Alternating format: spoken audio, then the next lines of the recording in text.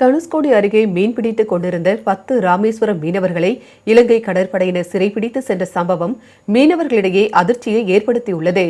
ராமநாதபுரம் மாவட்டம் ராமேஸ்வரத்தில் இருந்து 10 மீனவர்கள் தனுஷ்கோடி தலைமன்னார் இடையே மீன்பிடித்துக் கொண்டிருந்தனர். அப்போது எல்லை தாண்டி மீன்பிடித்ததாக கூறி இலங்கை கடற்படையினர் 10 மீனவர்களையும் கைது செய்தனர்.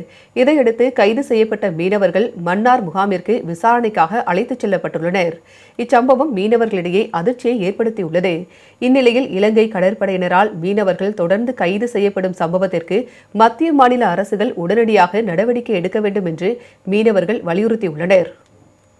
இந்த கடலுக்கு போய் இதில் சேமிச்சு இதை தொழில் பண்ணாது. இந்த தொழிலில் உள்ள வருவாயை வச்சு தான் எங்கள் குடும்பத்தை ஜீவனாசம் பண்ண முடியும். இந்த சூழ்நிலையில் இலங்கை கடற்படை ஒரு படகையும் 10 மீனவர்கள் சிறைபிடிச்சது உண்மையிலே ரொம்ப கண்டிக்கத்தக்கது. உடனே மத்திய அரசு துரித நடவடிக்கை எடுத்து இந்த மீனவர்களையும் படகுகளையும் உடனே விடுவிச்சு தரணும்.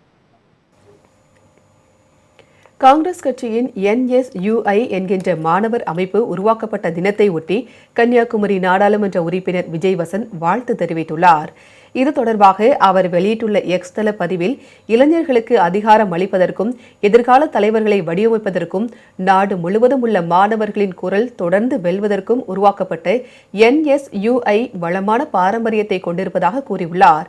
இந்த சிறப்பு நாளில் நீதிக்காக நிற்பதற்கான நமது தீர்மானத்தை புதுப்பிப்போம் என்றும் அவர் கூறியுள்ளார்.